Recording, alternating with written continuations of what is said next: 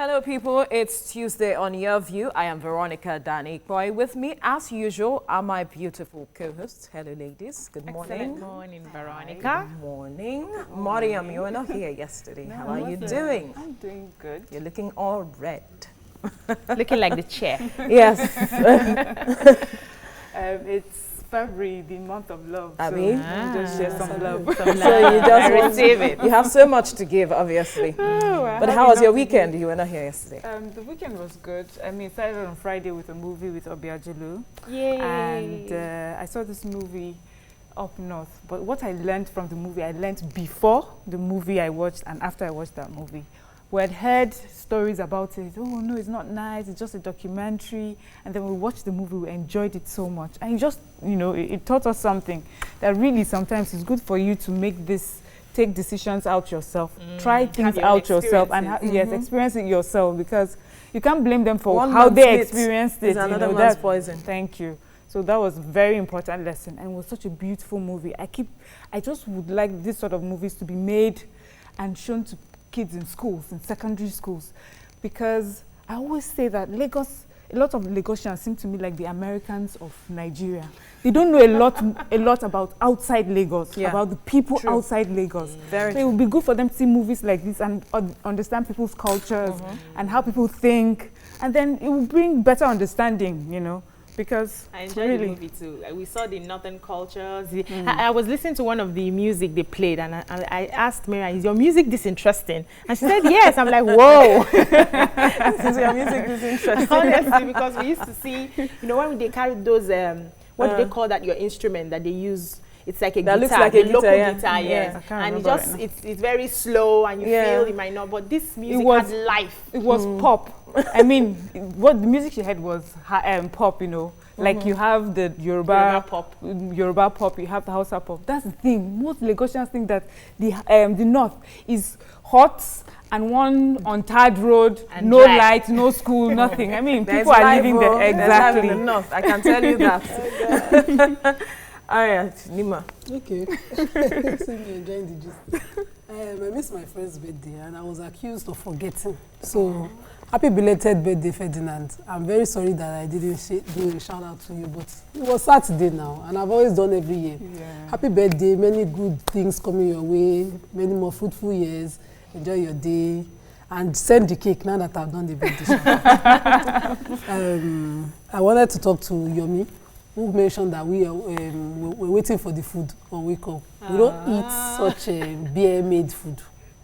So the day they make amala, the day they make akara, in the morning, let us know.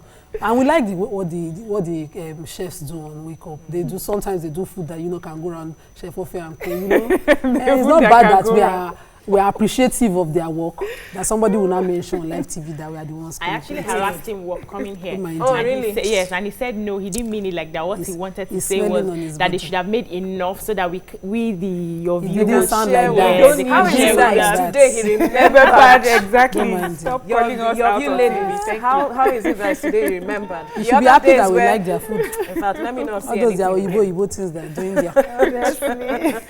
So, Obi, over to you. I'm just grateful to God. There are so many things to do. I'm tired, I need to sleep, but we keep going, we keep hustling, so that when we blow, we must blow it. Of course. When we blow, they will see the process. And the whole world must know that we have blown.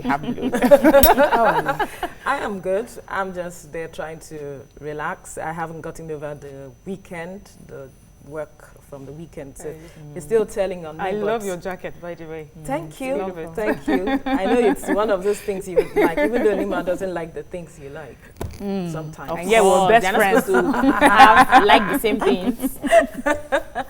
Anyway, we'll take a break. When we return, the front page reviews starts. Stay with us.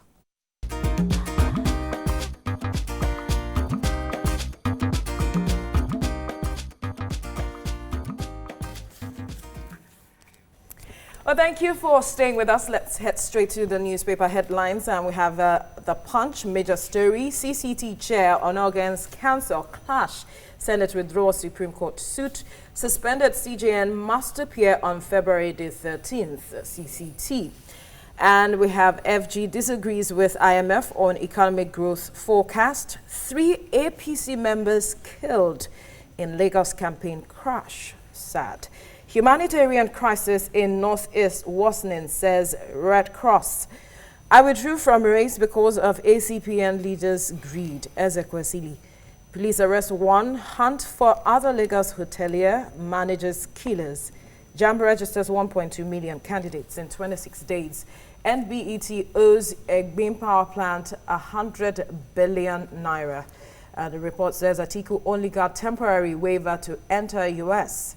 Elections, Burate, others clamp down on IPOB Southeast groups, while Oshibajo chartered private chopper for Kaba. And we have a major picture here. Members of joint health sector unions during a protest against discrimination in the health sector at the Federal Secretariat in Abuja on Monday. Who has what story here? The human interest story. So this hotelier was murdered. This happened in Ojodu Bega, a hotel in Ojodu. I want to get the name of the hotel, Eta Shoal Hotel and Suites. So the workers in the hotel planned amongst themselves to kill this hotelier. They wanted to defraud her, take money from her. She just returned from London, and so they wanted to defraud her, but then they ended up killing her. So they planned with, first of all, they got this, there's this SK. They used to lace the food of the other people who were not involved in the plan. They ate the noodles and slept off. Then they walked into the room. They didn't plan to kill the manager, but they wanted to get the key card to the hotelier's room. But then he got up along the line. While struggling with them, they strangled him, forcefully entered the room, killed the lady there, and they couldn't even make out with they couldn't run with the money because they were scared. There's a police patrol van normally stays just in front of the hotel. So they were scared to go. They abandoned the 50,000 and all the things they took and ran away. 50,000 honestly. And the police has gotten the main person involved. Okay, they were able to trace them through the CCTV camera in the hotel. Okay. Investigations are ongoing. A lot of names are coming up, and so wow, that's sad. It's a terrible thing. This story didn't make headline when it broke about the murder of the lady, but now that the police have gotten one of them, he made headline. Well, I hope we'll continue to follow the story. We would like to see a conviction. The way she was murdered was terrible. I wanted to talk about the APC. 3 died in APC rally. So yesterday, the senatorial candidate for the APC in the Lagos West, my area in Amodofin, was campaigning in my area, and the driver of one of the SUVs drove recklessly and rammed the car, and 3 people in his convoy, including the driver, died. Other people who survived were rushed to the local government hospital, and the bodies of those that died were taken to the Solar General Hospital. It's just disheartening that area, with the state of the roads and the state of our wastes now, as abandoned as it is, people will still die campaigning for someone who I don't think we see a lot. We don't feel government in that area as it is. Unfortunately. So there's one story on that. So the former presidential candidate of Allied Congress Party, Dr. Obiageli Ezekwesili, has come out to give reasons why she stepped down from running.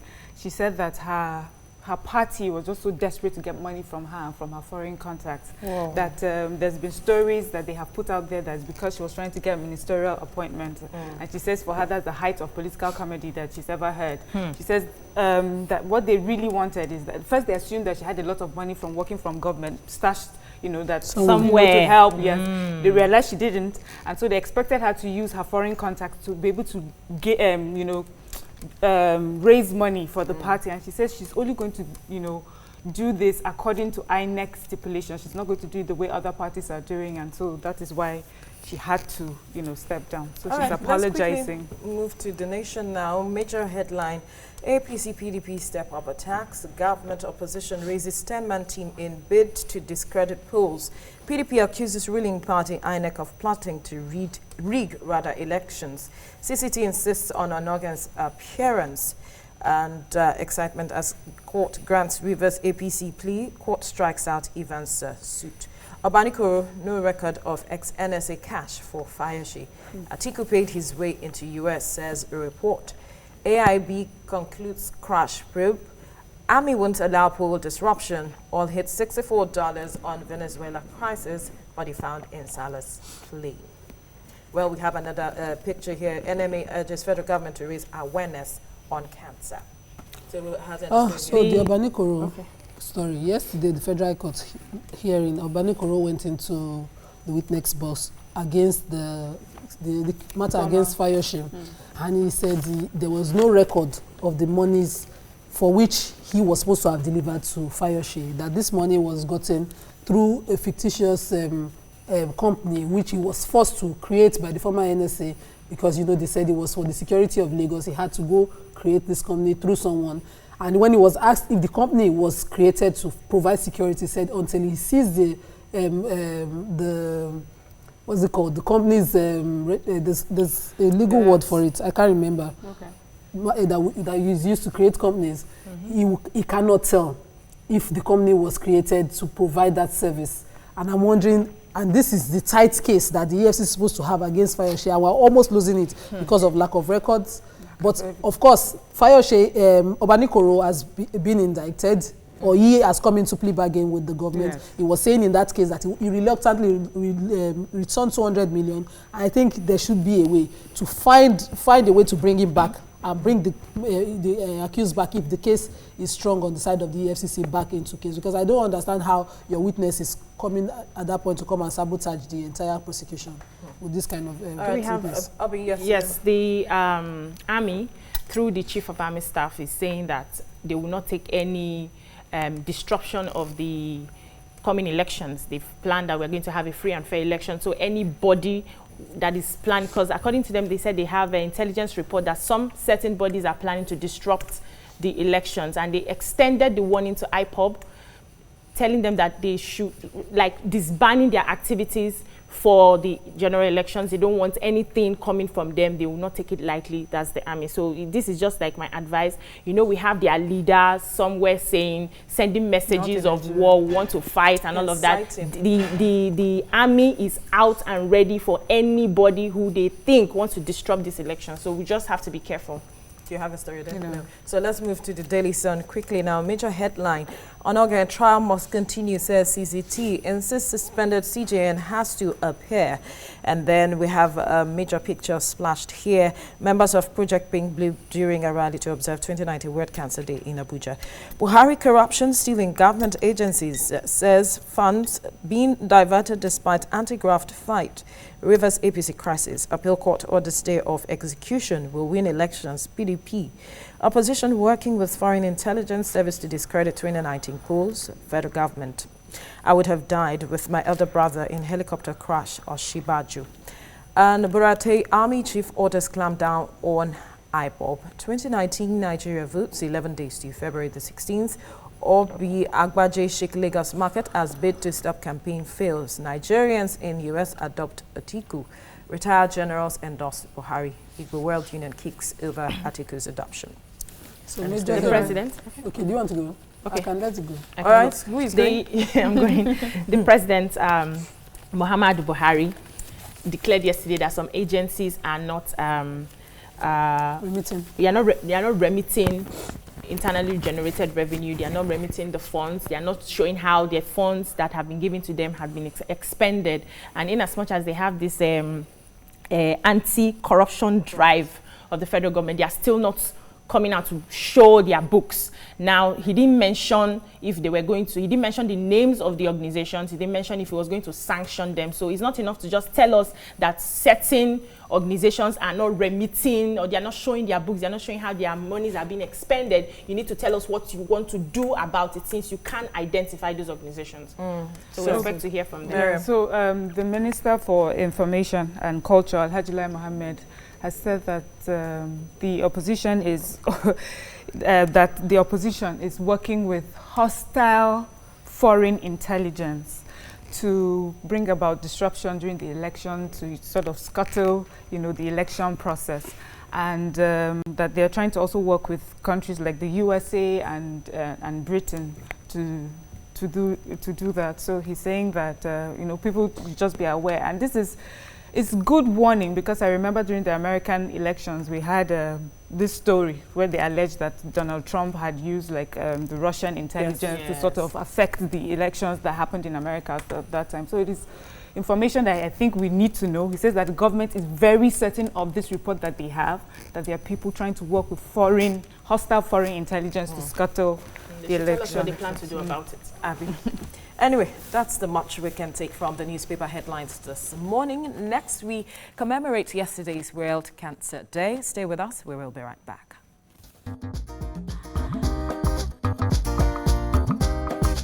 Stay tuned. Your View will be right back. Thank you for staying with us. Now, yesterday was World Cancer Day, and discussion on it cannot be overemphasized, as we need to continue to enlighten everyone on the common signs and warnings, the foods and habits to avoid, and the fact that early detection saves lives. Joining us on the show is a cancer survivor and the founder of Atinuke Cancer Foundation, Atinuke Lawal. Thank you for joining us on this morning. Thank you, and good morning, ladies. Excellent morning. All right, join the conversation on 07080668014. Tweet to us at TVC Connect with the hashtag YourViewTVC. You are said to be a survivor, though that word a lot of people, kind of argue with. But then that's not the issue. How did you realize that, what I'm going through is cancer? Because some persons may not really understand the signs. Okay, like you, like every other person, I never used to check myself because I felt I was very healthy. I was really, really, really healthy, actually.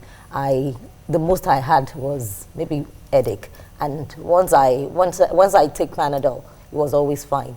But this time I didn't even have headache. I didn't have anything. I was just in my house, and I don't know what I was looking for when I felt a kind of lump, as small as a peanut, in my breast, and of course, because it's not normal, and then I had never felt that before. It got me very, very scared, and immediately I decided. First of all, I tried to forget about it. I didn't want to think about it until like the third day. I noticed, because I was thinking it was going to fizzle out, or it was just going to disappear by itself. By the third day, it was still there, so I went on Google to check what it is. And Google said, well, there are two types of lumps, that some can be benign while others are cancerous. So I just decided to accept the one that isn't cancerous, the benign one, and believe that it was okay. You had faith. Yeah. Like, I waited till like after a month, and it was still there. Then I had to call up the only doctor that I ever known. That's my gynecologist who delivers my babies. Wow. And of course, I went to see him. He checked it as well. I guess he didn't want to scare me. He was like, no, that this is benign, but you're going to do a mammogram. So he directed me to the lab where I did a mammogram. Incidentally, the mammogram said it was benign. So I just accepted that, yes, of course, nothing bad had ever happened to me before, so it can't be anything else than benign.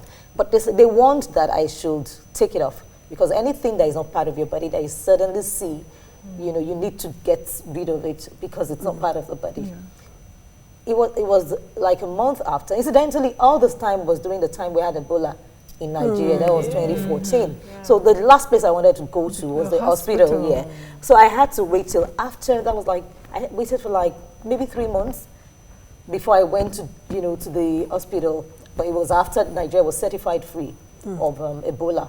Then, of course, when I did the mammogram, I decided to do a lumpectomy. That is, you remove the lump. So it wasn't until I did the lumpectomy, that I discovered that that the result came back and said that it was cancerous. Hey, so what was your lifestyle before you discovered that lump? Because I hear a lot of people say, don't stay away from certain foods, do exercises, stay away from carbonated drinks, a long list of what we shouldn't eat, that if we even begin to follow those things, we will not have fun in this life. So what was your lifestyle before you saw the cancer, and now that you've resolved the issue, you are cancer-free, what is your lifestyle? Okay, thank you. I'm just going to use this. I'm going to say that my lifestyle was like yours, like every other person's. I was Miss Bayelsa State, 1998, when I went to serve. So you can imagine I was very careful about everything. I was very, Want to be fit? Exactly. Not only want to be Stay fit. in shape. Aside staying in shape, but I'm very all the things to do. exactly. Stay healthy. So just normal. I was just like every other normal person, and You know, it was just the last thing that I ever expected. Yeah. So, sorry to take you back memory lane, Okay. but I need to understand, because most times what scares people is the fact that we hear radiation, we hear all those kind The sort of things chemotherapy that you and have all to that. do. Yeah, okay. So what was the post-surgery treatment that you had to do? Did Thank you do you. chemotherapy? Okay, when I eventually found out that it was cancerous, I was depressed. I didn't want to believe the doctor. I also was in denial. So for like 6 months, I couldn't believe that. Why would I, out of everybody, why would I be the one that would have cancer? Just like that, Why you know? me? Yeah, and the thing about cancer is that when it starts initially, you won't even feel anything. You don't even know anything. You don't feel any pain anywhere, you know, until maybe the last stage and everything, when things start to go wrong and everything. So I was very, very normal. And then I wasted time because I wanted to travel abroad. I wanted, you know, the treatment to be done abroad. I wanted to go abroad and hear that your Nigerian doctors are not, Smart. you know, Smart yeah, something like that, yeah. So I kept waiting, not knowing that I was sitting on a time bomb, you know. So I kept waiting, but you see, I guess God just wanted to keep my life, because some people have under 3 months. They're Yes, dead. Some people 6, some people 1 year, you know. But I stayed for like 1.5 years without knowing what I was doing actually, you know, because I was still waiting to travel. Incidentally, I kept trying to travel and, you know, my visa just kept being denied. And not that I hadn't been traveling before. So until, you know, God now directed my path to a lecture that was about somebody that died of cancer, a memorial lecture, you know. I didn't want to go for that lecture, but somehow I ended up going for the lecture, and there, I met, they had brought oncologists from Nigeria, Luth, and from East Africa, and from America. I was still hoping that I was going to be able to go to America, but unfortunately it didn't go through. So after this whole thing, like a year after this, in between the wait, the lump came back. You know, I'd removed it. Yes. That means it grew back. Yeah. All right. It did. Before you move on, we have Tokwe on the line, calling from Ikeja. Welcome to the show, Tokwe. Sorry, Tokwe. Sorry, Tokwe. So you can when call it back grew again, I'd like to... Yeah, when it grew back again, then, you know, it dawned on me that this thing seems to be serious and all that. So I decided to, okay, I now... No. Like I said, I bumped into the lecture, the memorial lecture, and from there I got the address. I'm trying to cut everything short. It's a long story. Got the address of the oncologist from Luth. Then I went to see them, and then they, you know, they checked me and realized that there was a lump. So the oncologist actually thought it was something that just started. So he just asked that, so when did you notice this? So I told him, and I started telling him the story. This was 2016 January. Wow. When I discovered was middle of 2014. Yeah. So when I told him the story, he was really scared, and he was like, okay, before we touch you, we need you to do all this tests, this series of tests. It was almost like an MRI, you know, to be sure that it had not metastasized, and, you know, your organs are still, you know, okay, and everything, it's not been affected and all that. But luckily, I went to do all the tests, and everything was normal, apart from that means God held it from Spreading. you know, suspended it exactly So till that time and all that. So Mariam. immediately we started the treatment. So the treatment they gave to me was chemotherapy. I started chemotherapy, and of course, you know the effects of the chemotherapy. I had a very, very long hair. Everything fell off. Wow. Every part where you have hair on your body, the hair will fall off. Yeah, every part. Then your palms will be black. Your nails will be black. Your tongue. Your taste bud is not the same thing, you know, several other things, because you're at that period, your white blood cells, you know, are being killed. Yes, because of the radiation. No, because of chemotherapy. Radiation is different. Okay. Yes, chemotherapy, because your immunity actually goes low. So Atinuke, obviously you have been through a lot, and you know there are some people watching, and if you're people watching are like, I don't even want to have to go, I don't want to go through all this, if this is what it means, I don't even want to find out. But here you are, you're sitting, and you have a positive story. Not only that, you have a foundation, meaning that there's good news behind after all this. So could you, you know, tell someone who is deciding, should I even go to the hospital? Let me quickly chip in, because we're running out of time, how people can prevent this, and what advice you would give people who find themselves in that community. Okay. I'm going to say that I was able to do this, I guess, because I have a journalistic background. While I was taking my treatment and everything, I saw at the hospital. I'd never been to Nigerian hospital. I'd never been, I told you I didn't go to hospitals. Yeah. I didn't even know where Idiaraba was. I didn't know where Luth was until that time, you know. Everything that I saw, my eyes got opened up to all the ills in our health sector. And I started writing down. By the time I was done with my treatment, I started a blog. And I put it out there. I told everybody what had just happened. A lot of my friends were shocked. People were shocked to see that and everything. But you know, I decided at that time, because from everything that I saw, that Nigeria is in trouble. We don't have no equipment when it comes to treating cancer. Our doctors are just trying, you know. And then, but another thing is that you're traveling abroad does not really guarantee your survival. So it's actually just God, you know. But I decided that it was time for us to, you know, to speak out and, you know, let our government know what we need, you know, as Nigerians, because cancer is a scourge all over the world.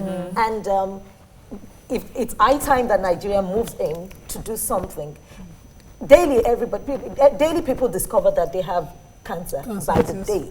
You know, I can remember a friend was in my house like earlier in the year, and we were having a meeting, and everybody was normal. But I saw her just 2 days ago, and she told me she was on chemotherapy.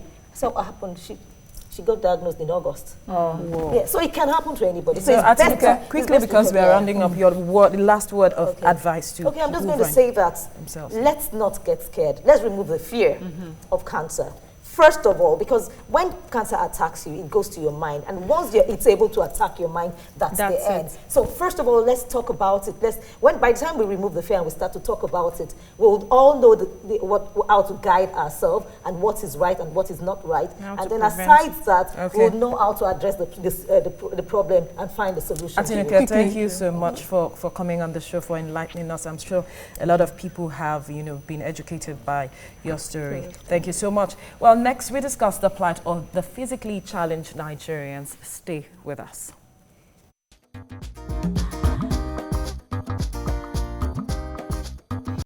Well, thank you for staying with us. Recently, President Muhammadu Buhari signed into law a legislation banning discrimination against persons with disability. Our guest will be enlightening us on what Lagos State is doing to implement this law. Joining us on the show is the Special Advisor to the Lagos State Governor on Social Development, Joyce Onafowokan. Thank you for coming to the show. I hope I got your name correctly. Yes, you did. Good morning. Yes, I tried. Well, join the conversation on 07080668014. Twitter us at TVC Connect with the hashtag YourViewTVC. Now, this has been a long battle, 18 years. Yes. And finally, it has been signed. Although some have said that we cannot just say it's Uhuru yet, because we know the challenge in Nigeria has to do with implementation. Absolutely. What is Lagos State, or what plans has Lagos State in view of this that the president has done? Where is it, you know, going? How is it going to go about implementation? What you need to know is that Lagos State adopted the law a while ago. So Lagos State was actually the first state that adopted a special people's law. And we have been trying to implement it. When you say trying, how do you mean? Trying in the sense that we are the state, aren't we? Yes, we are. And we, I hate to say it, we are a people that without the stick on us, we don't take initiative. What we need to do. The laws are there. We as human beings, we as businesses, the onus is on us to implement all aspects of the law. But I would tell you that Lagos State has tried, because with the implementation of that law at that time, LASODA was set up, which is the Lagos State Office for Disability Affairs. There's a board that was also set up, and we've been educating the public. We've been educating parents about their children's rights to free education, free health, with public transportation, especially with the Molues and the little Tricycles. Yeah. So what exactly have you done in physically, can we say Lasoda has done with transportation? Do they have ramps now going up the buses and down, coming down the buses? What exactly? Our new buses have ramps. And when you drive around now, the newly built bus stops are handicapped accessible. Okay. And you would also discover that right now, most of the walkways are handicapped accessible.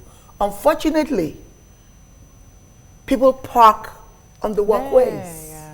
Because if there was once I was driving through Obafemi Awolowo in Ikeja, and I saw that people were walking on the streets, competing with traffic, because those who had the businesses there had parked on the walkways. So they are being towed regularly. Those cars are being towed regularly. Okay. I'd like to follow up on the ramp question because Dr. Tejo Show was here.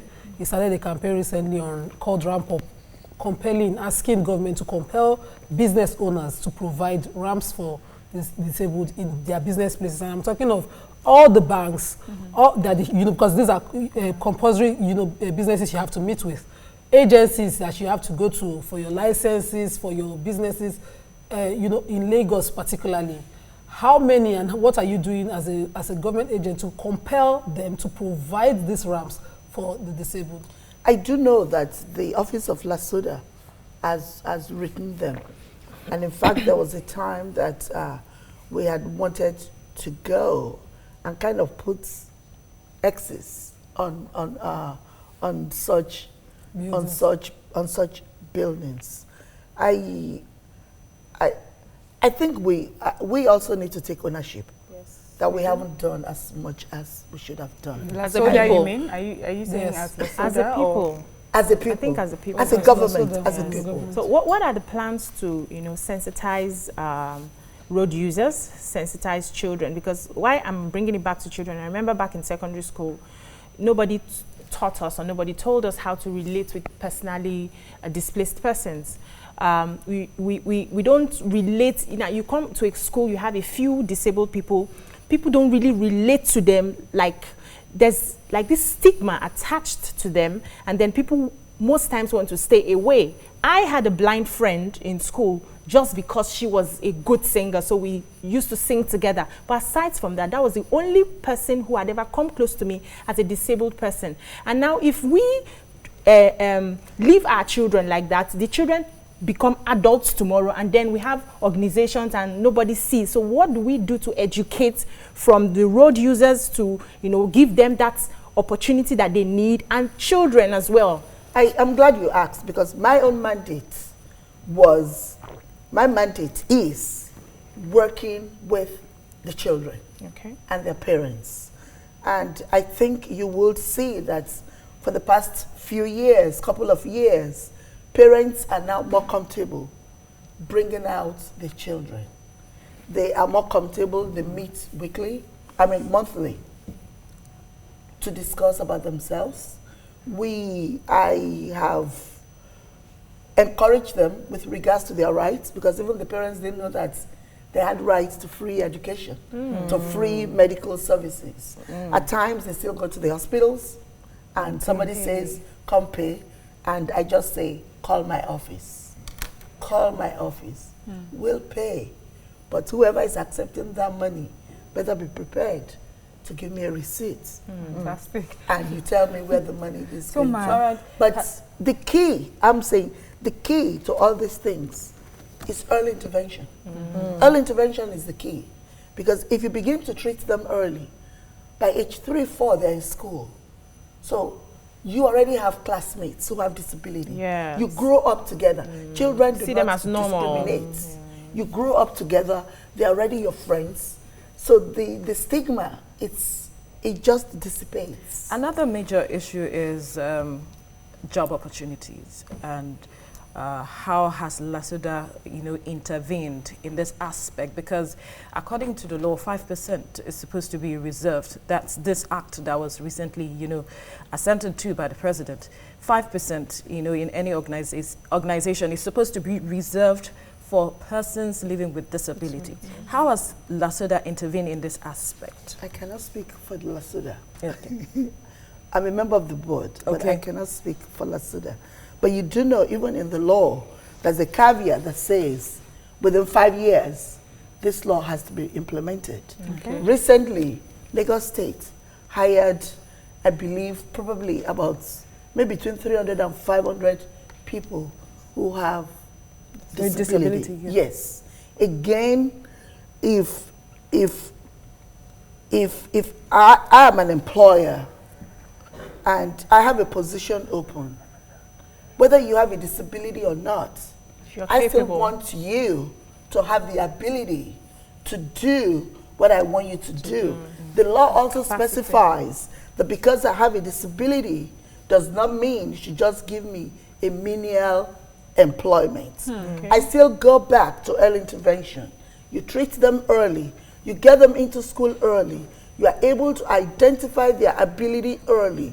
You focus on that by the time they leave high school, some of them have the ability to go to college or ability to stay home, to graduate with a high school diploma, but then you would have captured what they are capable of doing and enhance that so that they become employable. Do you understand? Okay, so yes. So as a member of the board on LASODA, do you know if LASODA, do they keep a record? Is that what LASODA is? Do you keep a record of the number of people living with disabilities in Lagos? Because you just gave me a number. You said about 500 of them were employed. And I'm thinking 500? Where? Out of how many? Okay, before you answer that, we have a caller from Ikeja. Welcome to the show. Go ahead with your contribution. Good morning. My name is Yomi. Yomi. I want to ask, I just heard Mrs. Onofo said that physically challenged people have free education. They have access to free education. I want to know up to what level of education. Is it secondary or university level? Thank you. Thank you, Yemi. You talked about free education. He wants to know what level. Is it secondary or tertiary? I don't know what you call tertiary here. University. Okay. It's free education up until high school, which is secondary. Okay. Yes, that is guaranteed. For those who show potential to go to college, to go further, there are scholarships within the states that I'm aware of that pays for that. All right, so I was asking the question, do we have a register of how many people living with disability? So especially, for jobs, so that when you say 500 people, people are able to say out of how many. When you say when you say that they're in school, or 1,000 of them are in school, out of how many are out of school? So we need to understand the numbers. My office recently signed an MOU with LASU, Lagos State University, to give us a detailed data on a qualitative and quantitative data on people living with disabilities in Lagos State. It's been given to me. We haven't had a formal presentation. We haven't told His Excellency Governor Akinwumi Ambode that it is ready and it will officially be presented to the government. We do have that now. Okay, all right. Good. Nima wants to Okay, so I wanted to know, I know that you said about 300 of them are in the employment of the Lagos State government. We know that there are classes of employment. I'd like to know, because in TVC, for instance, we have a blind newscaster on radio, and he's enabled to do his job because what he needs to do his job is provided for. Is that the kind of employment, or that, because you need to cater for 5% of the disabled population, you just put them as clerks or sits around employment, or you actually give them quality employment where they can actually achieve a dream? So if he's a blind person, he can actually read. If he's a disabled person who can walk, limbs are provided, or a wheelchair is provided, what exactly is Lagos State providing to enable them? In a couple of weeks, we are going to have another function that we usually have through the trust fund that we give assistive devices. Okay. The state will not hire you knowing that you need an assistive device and you do not get hire? it.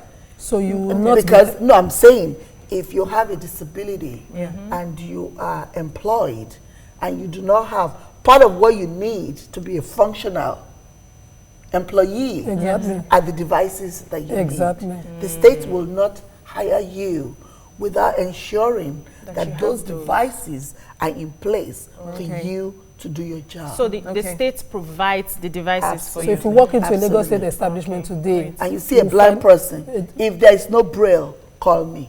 All right, we'll talk more on this issue when we return from this break. Stay with us.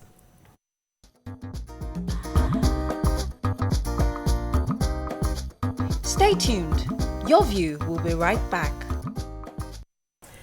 Thank you for staying with us. We still have our guest in the studio. Obi, you wanted to ask a question. Yes, so the Industrial Training Fund, according to them, one of the reports wrote that they, trained, empowered 120 persons, disabled persons in their empowerment program.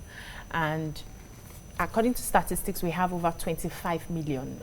Do we have plans to do more of that? Is there plans for funding so that, if they are funded, they can be able to train more disabled persons in that program? Are there plans for funding to continue? They just trained 120 and we have over 25 million. Obviously, even my office, I just spoke with the Commissioner for WAPA, Women Affairs and Poverty Alleviation, that she's willing to train 40 of our parents. And there are different departments that do that, not just the Industrial Training Fund. So we are able to target the training. Selfishly, my focus is the parents and their children. So you start from that. That is my own selfish I was going to go there. Of the whole thing. So with the children, what exactly are we doing with our children? Obiojula had mentioned before, and really, about children, which is, my own is, we live in a country like Nigeria where we just don't do anything right the way it's meant to be done, and we have these children coming up. So first of all, you're a Nigerian child. Then second of all, you're a Nigerian child living with disability. So what are we doing for these children to just, make it a little better for the adults who are living with disability now, just better prepare them? What we tried to implement, time is against us, what we tried to implement was to implement a program, an early intervention program, which is based on a stitch in time, saves 9. I am a certified early intervention specialist. I have worked for about 30-something years. All right, before you go ahead, quickly, please, could we just take this call from Ayola, calling from Abuja. Welcome to the show, Ayo. Are you there? Hello? Good morning, Ayola. Yeah, good morning. All right, go ahead with your contribution. Yeah, is this issue of the program of these people that are disabled? You understand? Hello? We can hear you. Just go ahead. Yeah, this disabled, it's just a coincidence. I'm watching your program right now. And there was a program this morning by one of the radios in FCT here. Unfortunately, I learned some people are practicing sodomy with the disabled in Kuje area. Actually, the case is with police, FCT Police Command now. But what I heard this morning, I was disheartened that kind of thing can be happening in Nigeria, more so even in FCT. And people are practicing sodomy with the deaf. I don't know if there is a medium. Probably we can, especially our mothers are talking. If they have something like maybe membership or this thing they have in common in Nigeria, we should look for it. Thank you, Ayola. Perhaps protection. There's a law And the law says if you sexually abuse any child, whether a child or one that has a disability, it is life imprisonment. There's a law. There are no arguments about it. Unfortunately, the incidences are on the rise. Yes. Why they are, nobody knows. But we take it very seriously in Lagos State. You abuse any child, either abled or disabled, the law says it's life imprisonment. It's written there. There's the law. Unfortunately, because my office, I get calls from the, what do you call them? The local chiefs, the ballets, who say, he's our child. Let's settle I out. say, can we settle? Hey. And my response to them is, can I take your name to His Excellency to say you called me For settlement. for settlement? And it is then they back off. But again, you see parents who get intimidated too, who then say, we don't want to continue. But once we hear it, it becomes the state versus Mrs. Onofowoko. It's no longer parents versus Mrs. Onofowoko. So we'll take you back to Miriam's question quickly. What you're doing for No, children. what you're doing for children, you know. I was talking about where we are in the process of setting up early intervention, and I said it is based on identifying early and treating early. My first shock was seeing kids who had cerebral palsy, who are also, their bones are already constricted. Once your bones are constricted, you begin to lose flesh. There's nothing anybody can do for you.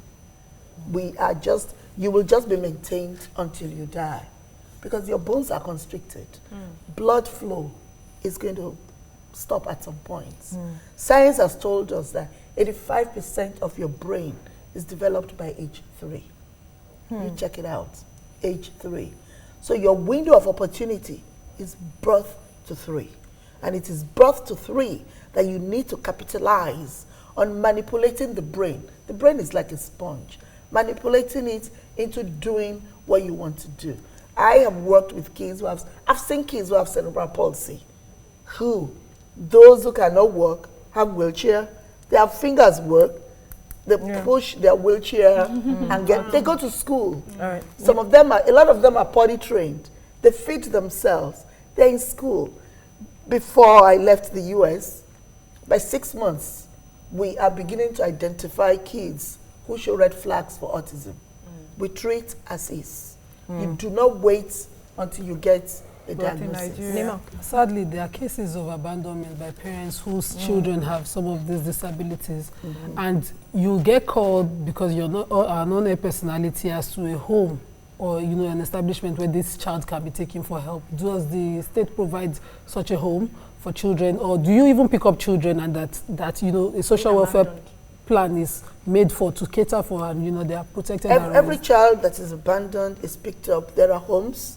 The government has homes. There are private homes that the government encourages and for special needs sponsors for children who are abandoned or those who have special needs. I still go back to early intervention. If you have a baby today that has needs and the state steps forward and say, I got your back, I'm going to hold your hands, it's a lifelong journey. You will stay. But how informed about this message are parents who sometimes are too maybe overwhelmed to know what to do or to know that they have to intervene? Do you coming in that position in terms of, educating people that this is what you have to do? What plans have your body put in place? We have been talking about it. I think a lot of parents now, I would say a lot of Lagosians now know that disability is a big deal now. Again, I think we've been thinking about we need to educate the press. Because when pressmen talk, you say physical disability. Some disability, they are not physical. Intellectual disability, you don't see it. So even the press, the Nigerian press, you use the wrong terminology. So we are in the process of putting together a press academy that we will educate the press, because the onus is on you, because you reach a wider audience than I do. Right. The onus is on you to educate the populace. All right, thank you so much, Joyce Honor, for coming on the show this morning. Welcome. Because we have to end the discussion here. We've run out of time. Thank you so much for coming. Thank you, ladies. I'm sure you had a great time. Thank you. But that's all we can take on today's show. Please don't forget, tomorrow is our live audience show. Have a great day. Bye now.